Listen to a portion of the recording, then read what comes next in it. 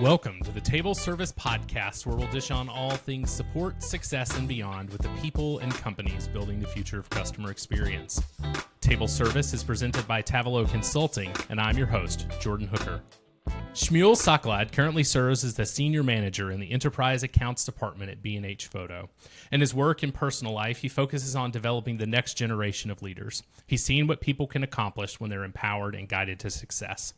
Outside of work, he enjoys puzzles, gardening, and spending time with his family, as well as giving back to his community as a part-time Jewish chaplain in a local correctional facility.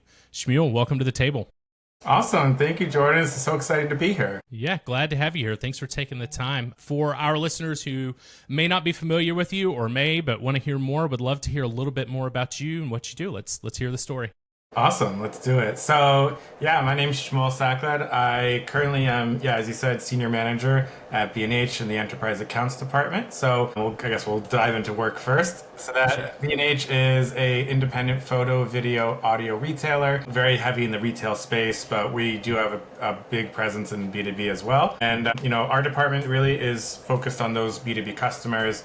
My area specifically is government and education clients, and they're coming to us for their technology procurement, so photo, video, audio, everything in that area. And we're here obviously to help with the transactions, right? We're here to do the business, but as we know in this field, it's way more than the transactions themselves. It's all about the interaction, and it's how customers experience your brand and that feeling that they're walking away from the table.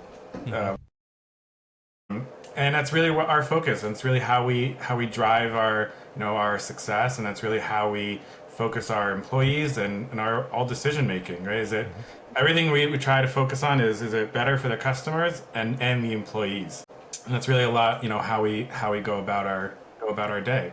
Awesome. So I've been there a little over 11 and a half years. Definitely been a journey, which is great for me. I've really been able to grow and expand my career, and I started as an agent on the phone, so I know what it's like to be on that front line, taking those calls, call after call, processing those transactions. Worked my way up, team leader, manager, now senior manager. So I know what it is. You do that work, you do the work, you get the support that you need, and good things can happen. So that's my day-to-day life. I also have a few other things going on in my world. Sure. I'm now part-time chaplain at a local correctional facility, so I'm there to support the Jewish population. It's really fascinating. It really speaks. We can kind of tie this in a little bit where giving back can come out in a lot of different ways. Right? That can come out in leading people, and that can lead people in your regular day-to-day life and your work. And it can be leading people in a correctional facility. And I've had really interesting conversations with people and been able to watch growth and development. And I get that in different avenues and different environments. Mm-hmm. And so you get that fulfillment in just different areas of your life. I also as you said, I love gardening in the spring and summer. My kids definitely, well, some of them like helping with it. My son does not enjoy it as much. My daughters love getting dirty in the dirt. So my daughter I tried planting sunflower seeds in one spot, and after I did, she went with her own shovel and replanted sunflowers. And I ended up growing a 15-foot sunflower because she moved the seed into a different spot. So maybe she knew better than I did. Incredible. That's awesome. Yeah, we do family time, games, puzzles. It's nice to have, you give back in a lot of ways, right? And that's family too. But you, as you say, you can never pour from an empty cup, and you need to fill your own cup, and that's, family is a big part of that. Yeah, that's awesome. Well, hey, thanks for sharing all that. I think that the all of this that you're doing, I'm excited to jump in and talk about these things and connect dots where those are there. So let's start with just thinking about building a culture of excellence. So, what does that really look like? Obviously, in the support org where you and I spend most of our time, but this certainly applies elsewhere. What does it look like to build those cultures of excellence, and what's the result that we see in that, both internally as a company and then also in the experience that our customers have? Yeah, sure. So, I see culture of excellence. It's a great buzzwords, right? But what does that really mean? And to me, it means people that are driven for a common goal, right? And it's not just about doing the work. It's about you have a real drive to go the extra mile and do more than maybe what's expected. Sure. If whoever's had the opportunity to work on a high performing team knows what that looks like, right? And where you and your team members, you are responsible, you're accountable for each other. The team is only as strong as its weakest link, so you know that you can hold each other accountable and work with each other. And driving not just to get the results, but to go further, right? Not just solve a problem, but go beyond this one issue to say, hey, okay, I helped this customer, but why did this happen? And how can we make sure it never happens again for another customer, right? And having that as one of your values and something that's really important to you makes such a difference. And trying to instill that into others, as a leader, like trying to help people. Okay, yes, I'm helping. Most my employees are all first time leaders, first time managers, and it's obviously a major transition to go from that individual contributor to that leader role. And it's so much more than just the work itself, right? It's developing people, and what does that mean, and how you have a conversation with an employee about, hey, maybe you could have done this a little bit different, or you did great, but let's try a little extra. And sometimes I have conversations with people, and it's like, well, I think they did a good job, and it's like, they may have done a good job, but was it a great job? And what else could they have done to really show the customer that they care about them as a human and not just as a customer and not just as a transaction? What do you think it takes to coach someone to think about moving from that good to great? I mean, you and I spent early parts of our career on the front lines doing this work day in and day out. I think we both know what it means some days to just come into work and just try to get to 5 o'clock and be done with the day. Totally. But, what does it look like to coach someone who wants to go from good to great? How do you think we go about doing that? Yeah, it's an interesting question. I think, first, obviously, you need that drive, right? You have to have that want and desire for it.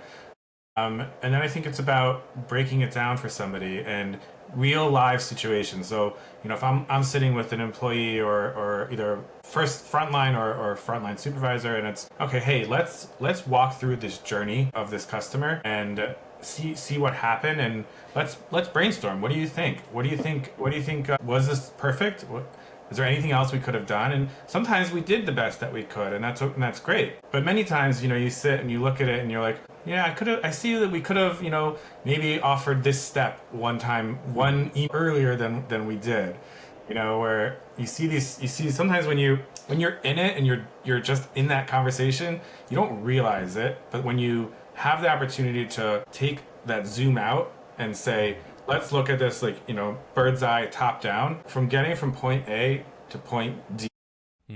Was that all necessary, right? And in B or C, could we have said what we said in D, but earlier, and be kind of proactively thinking about maybe I could have preempted, this question and given the answer earlier so that the customer wouldn't have had to come back and ask that follow-up. So I think it's about, I've found a lot of success in doing that, where, coaching those real life situations and walking through what happened to help people start, training your mind to think in that way. So it's not just, well, I followed the SOP, I did my job, Okay, well, that's great. You're right. And that's what we expect from everybody. Sure.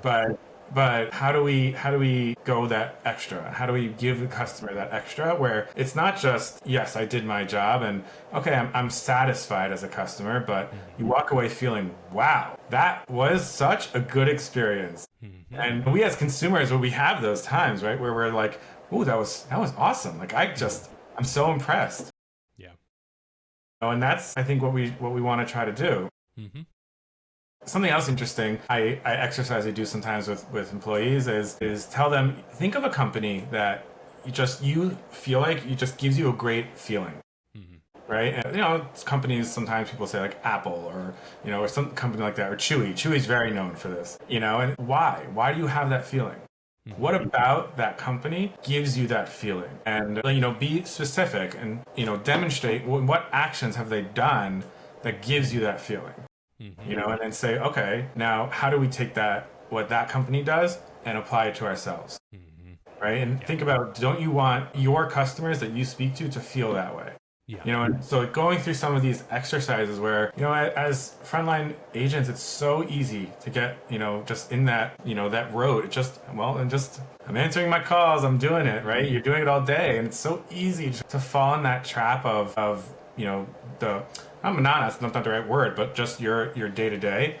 And it's we as leaders that need to take that time to really sit down with people and say, stop, let's reset.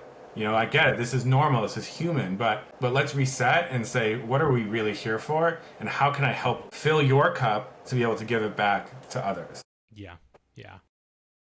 What do you think it takes then to thinking about that? You've got employees who maybe are really bought into that and they're constantly looking for those improvements. But then you potentially have some that are kind of stuck in that. I come to work, I do my job, I meet my KPIs. I'm doing the things that I need to be doing. I'm providing a good experience, but maybe don't necessarily have the drive.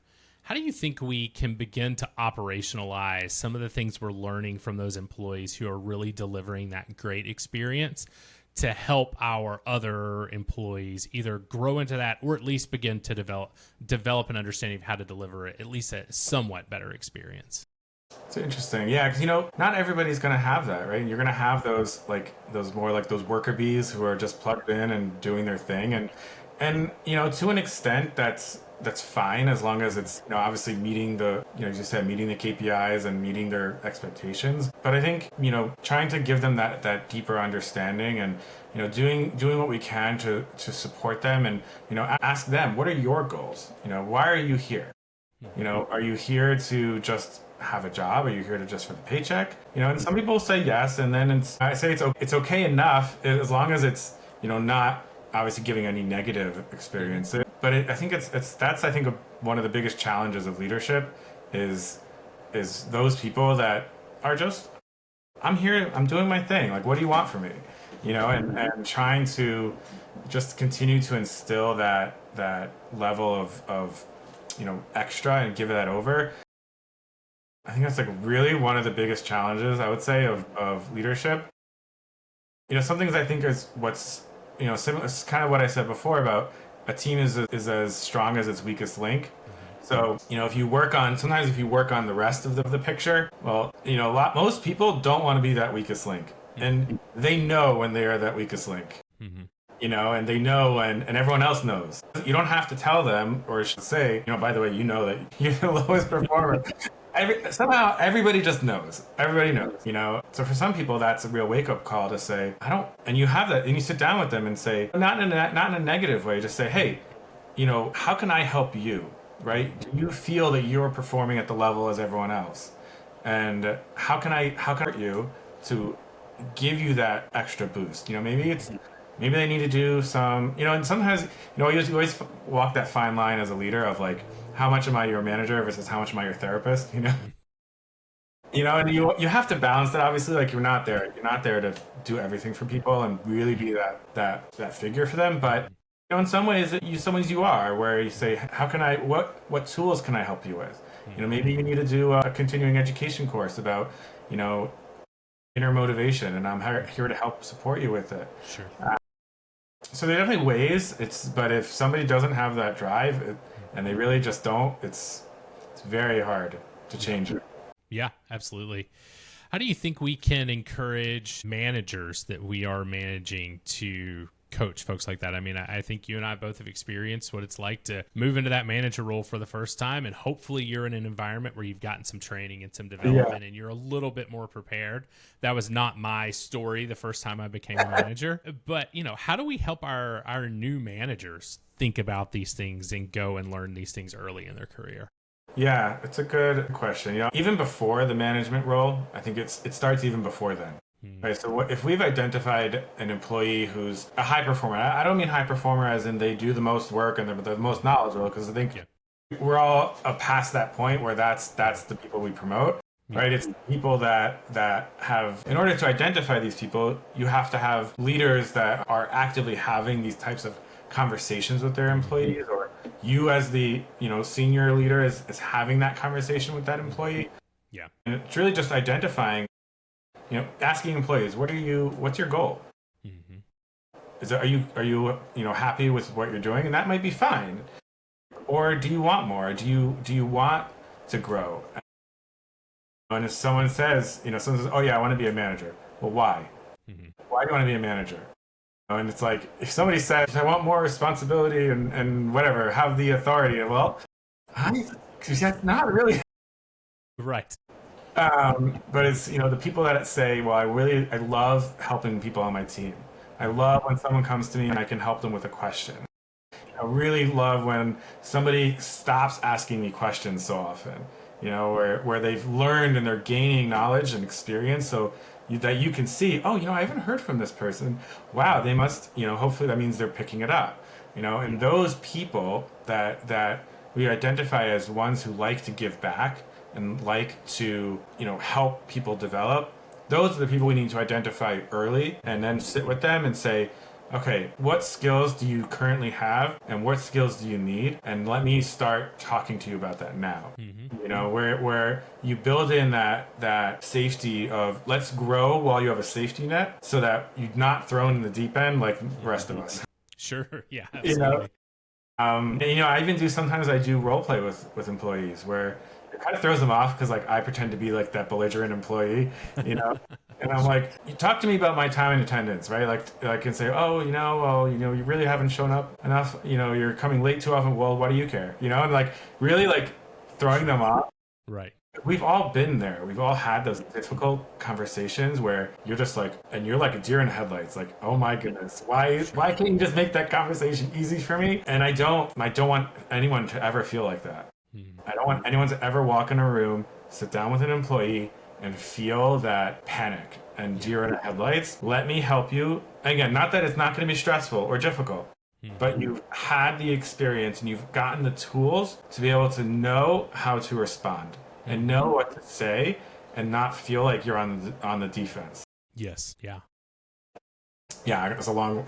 That's great. Yeah. But yeah, I think that's what it is, and it's just giving people the support and doing it slowly so that people don't feel. And look, anytime you go in, as much support as you get, there is always going to be those feelings of, wow, this is a lot and I'm just trying to catch up, but that's okay. It's okay as long as they feel that there's that safety and that support where okay, this might be difficult and I'm stressed because I have so many more tasks that I didn't have before, but I know that I can go to my manager and sit down and say, hey, I need some help.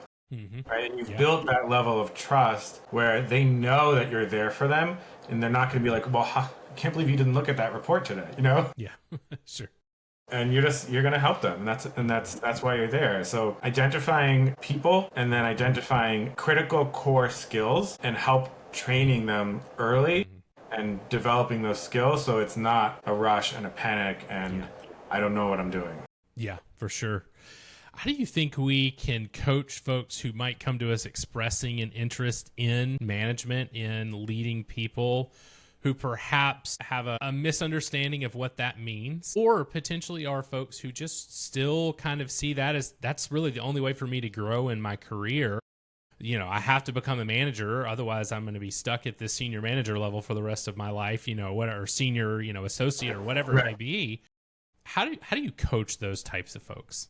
Yeah, it's interesting because, not everyone is fit for management. And I think that's important to accept and recognize. And there are many ways to grow that branch into a lot of different possibilities.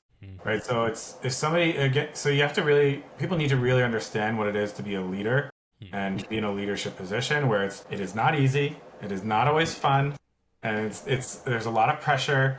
And you have to really get into it for the right reasons, which would be developing people. You want to give back. You want people to grow. You want to help them learn. You want to help them problem solve. And it's not about taking the most complicated and difficult things and having that glory of I've solved the day. Sure. Because the best thing is if a manager makes themselves obsolete. That's the goal.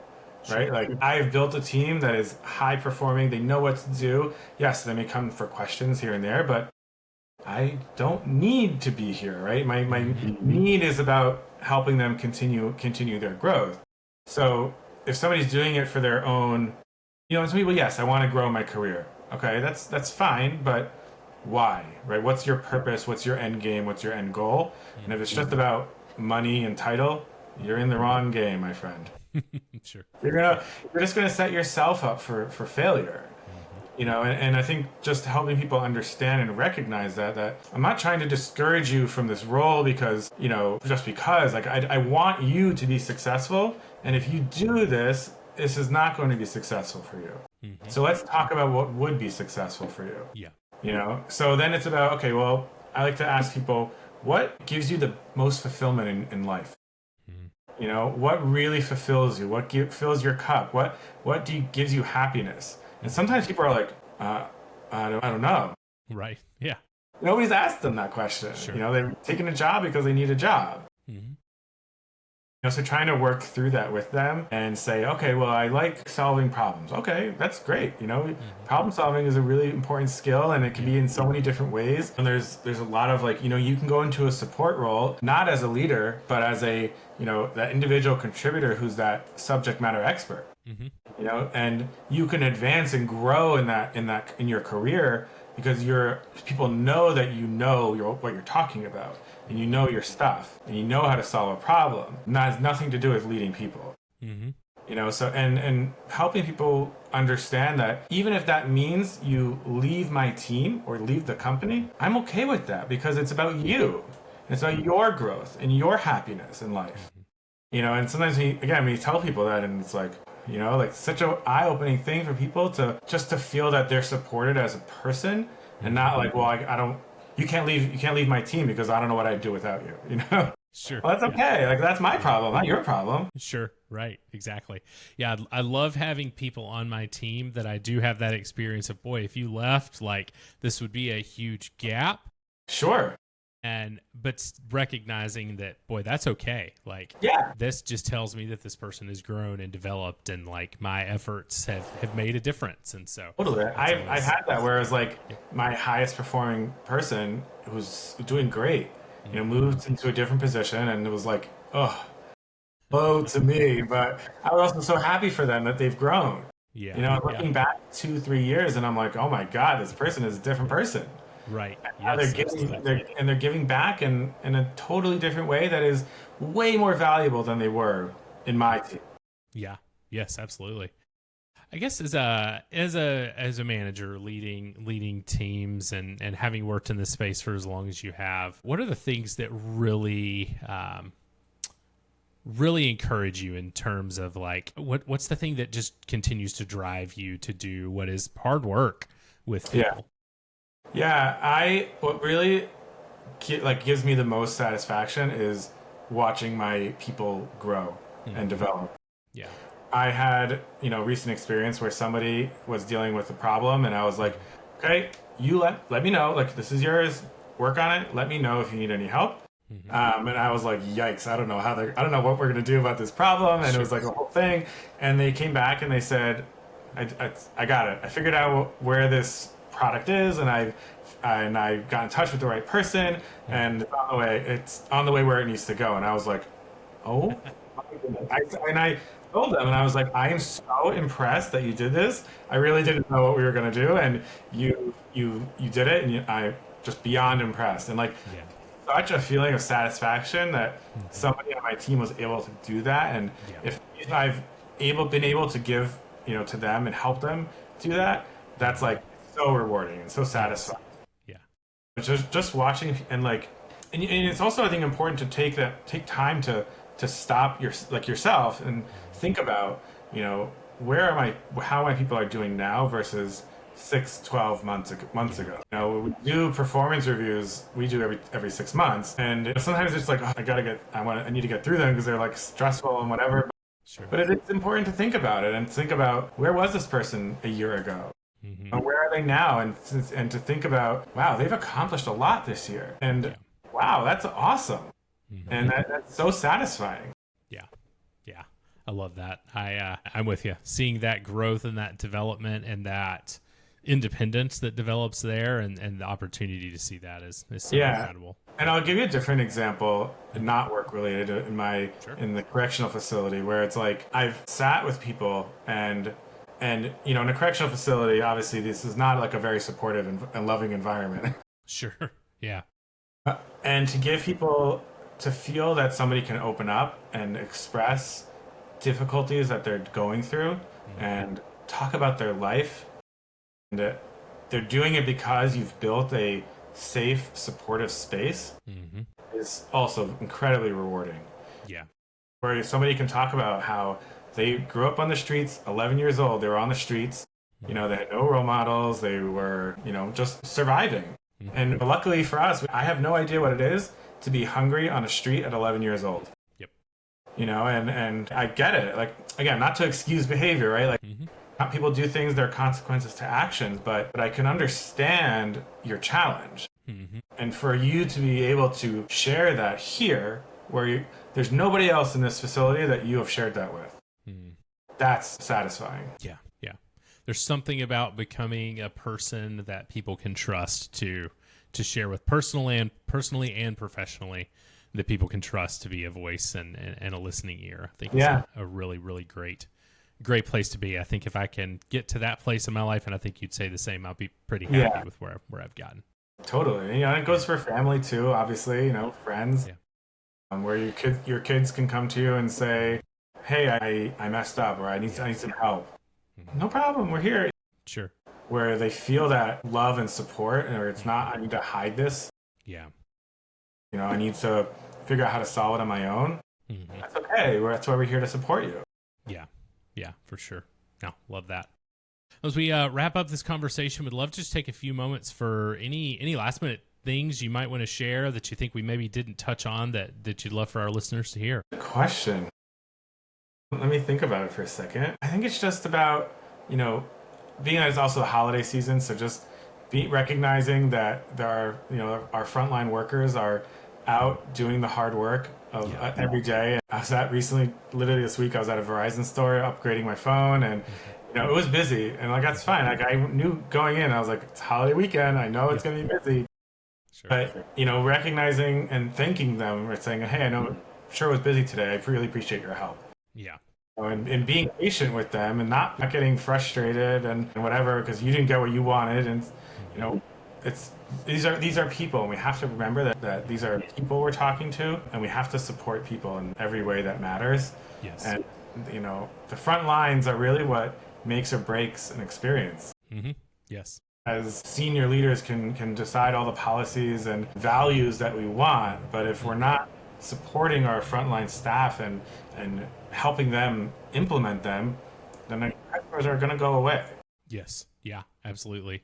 And so critical to just think, you know, as you just mentioned, I mean, those folks are not the ones setting the focus and the agenda. So for us, particularly people working in this space who know the challenges that they're experiencing, to go in there and just, if nothing else, to just be a smile and an encouragement to someone, it's just a great opportunity year round. Definitely not just holidays, but for sure right now, it's kind of the Super Bowl time for this type of thing. Awesome. Well, if our listeners wanted to connect with you or hear more from you, what would be the best way for them to do that? Best is find me on LinkedIn, Shmuel Saklad. Love connecting with people, love expanding my network, love having great conversations like this with people. It's such a cool, supportive community that we have. You know, where really people just want to help each other and just to talk. Yeah. So really, I really encourage people to reach out, and love to hear from you. Awesome. Wonderful. Well, we'll make sure to include links to your LinkedIn there, and then particularly, I know for you and I, through Support Driven and CX Accelerator and those groups, we'll add those there as we head into the holiday season. Good for folks to have opportunities to connect there. But Shmuel, thanks so much for joining us here at the table. I loved having you and hearing about this, and ending the year thinking about the ways that we can really build and grow our teams.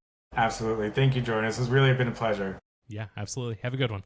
You too. You've been listening to the Table Service Podcast. You can find out more about today's guest in the show notes below.